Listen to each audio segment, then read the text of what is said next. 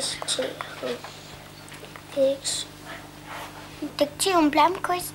En mand, der stjæler fra nogle børn. Vi var nødt til at klistre den op i loftet, for at den kunne være der. At man skal bare skrive det, som det man kan høre. Og romantik.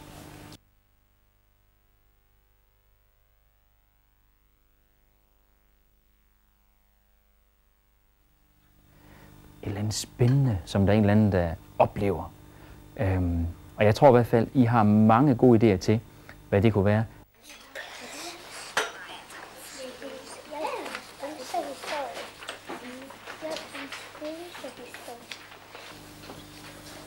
Hvad er du mest til i dag, tror du?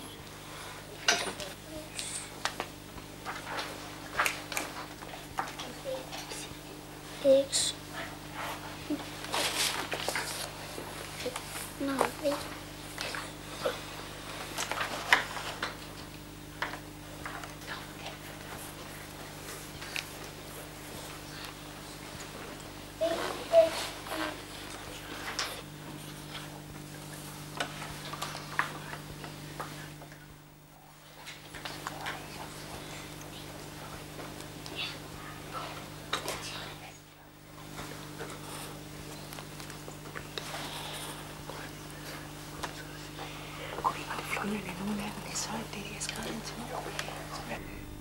Spøgelset Victor er god til at skræmme folk.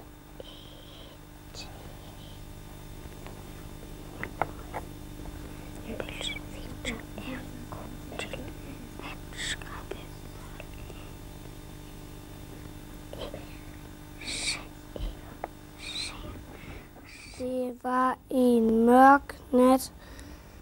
Der var en tyv på fri fod. Han havde lige røvet den største bank, men den største detektiv havde den verdens stærkeste hund.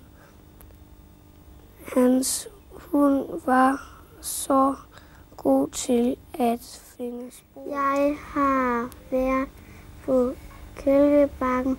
Det var sjovt, synes jeg. Og jeg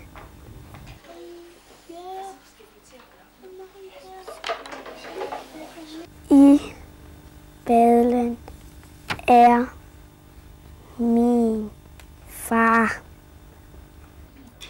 Men en dag kom en prins på en hvid hest, og han havde et sværd.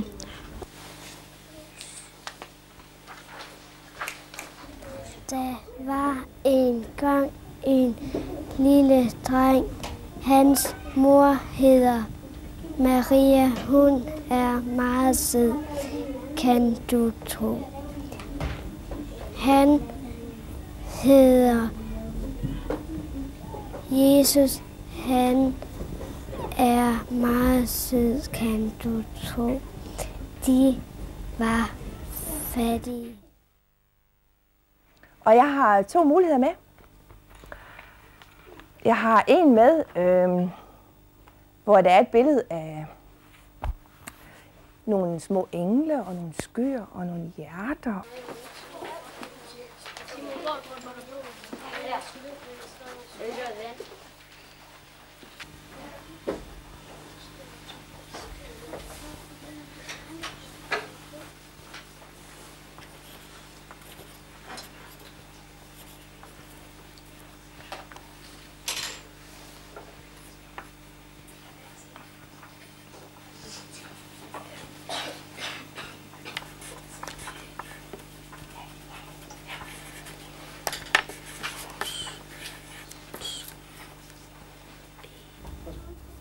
Det her, det er Mikkel Jensens historie, og den er rigtig lang, og den er rigtig god også. Og den handler om Færøerne. Og han har i hvert fald brugt lang tid på at skrive den, siden den er så lang, fordi at vi var nødt til at klistre den op i loftet, for at den kunne være der. Politiet fik fat i dem, og de takkede maleren for han havde fået tid til at vælte, og politiet gav maleren 2 nyspande maling, og politiet og maleren gav hinanden hånd, og politiet sagde tak, og hvis du ser Tyve igen, må du godt ringe. Så hinanden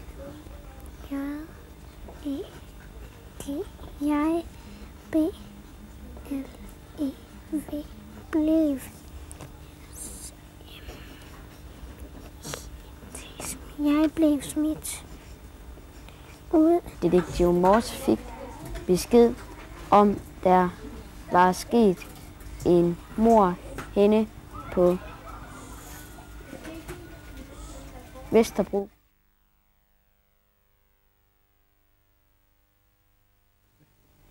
Okay, Jonas, hvad vil du skrive om i dag? Om vinter. Okay. Det gør du.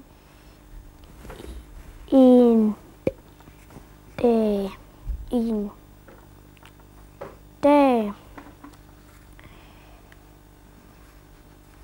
er de koldt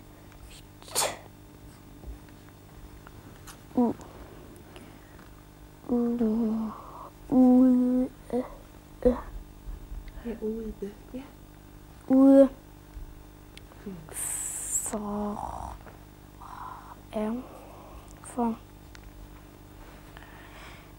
for sneen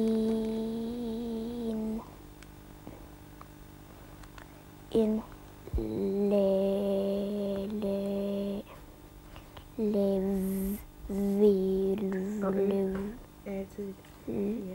Nu skal man også. Hvor har jeg skrevet og? Så skal du skrive så.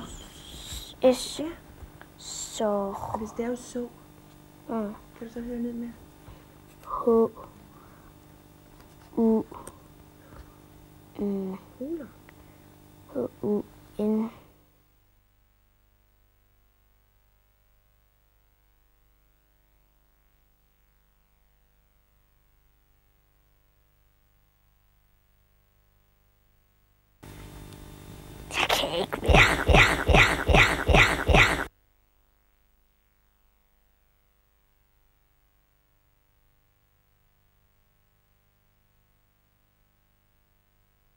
Anden klasse på Timring skole.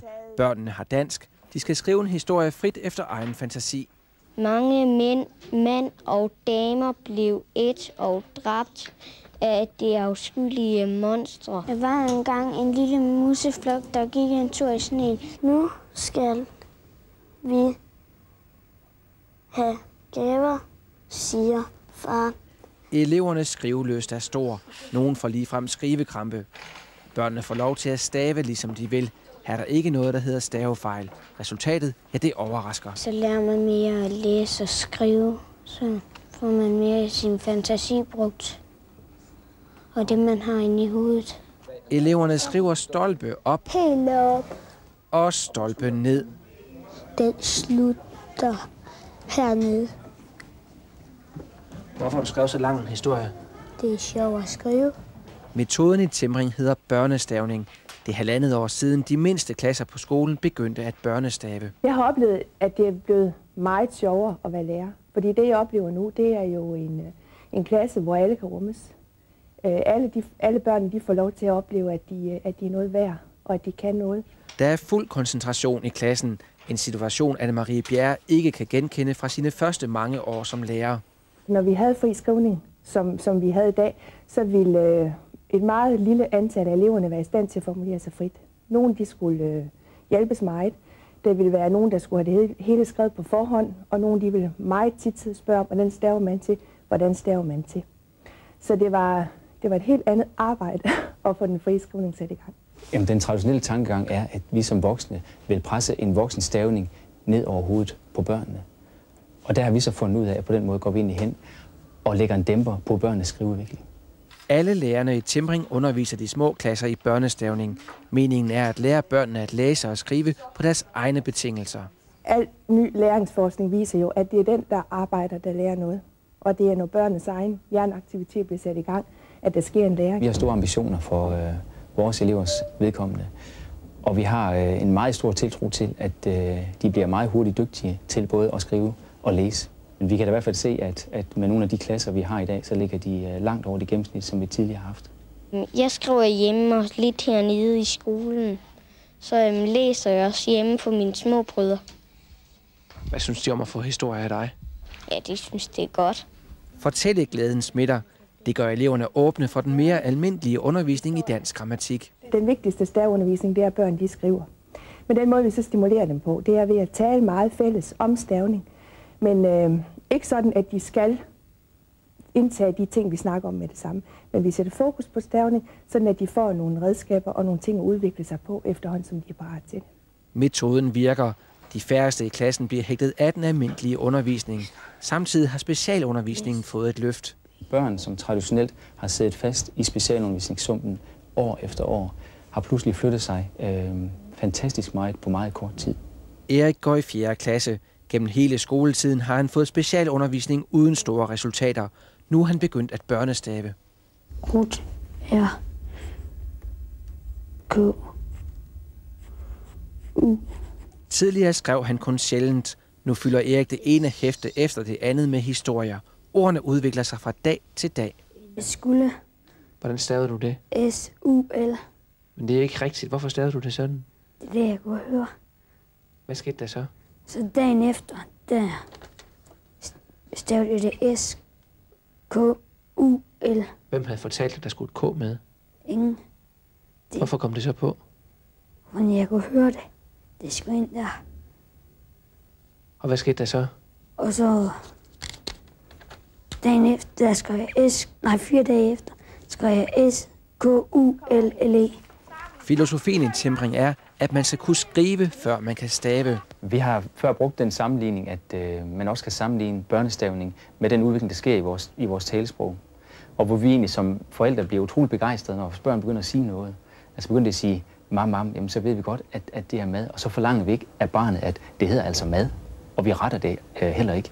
Fordi vi synes bare, det er så flot, at det har mod på at begynde at sige nogle lyde. Og på den samme måde er det faktisk med børnestavning, at der skal barnet også have lov at udvikle sig helt naturligt, og egentlig ikke rettes, fordi så går vi hen og bremser barnet i den skriveglæde og den skriveudvikling, som barnet naturligt skal gennemleve i nogle stadier. Børnenes forældre er med på metoden. Det er klart, i begyndelsen der er man altid lidt spændende på, hvad det er for noget.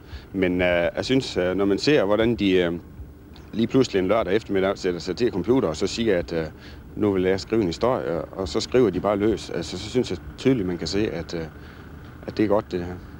Færdig. Så er du færdig. Når det er sådan, jeg sidder derhjemme, og jeg keder mig, så læser jeg Harry Potter. Og så får jeg en masse gode idéer til, hvad jeg skal lave i den næste monsterhistorie, jeg laver. Hvad vil du være, når du bliver stor? Så vil jeg være forfatter.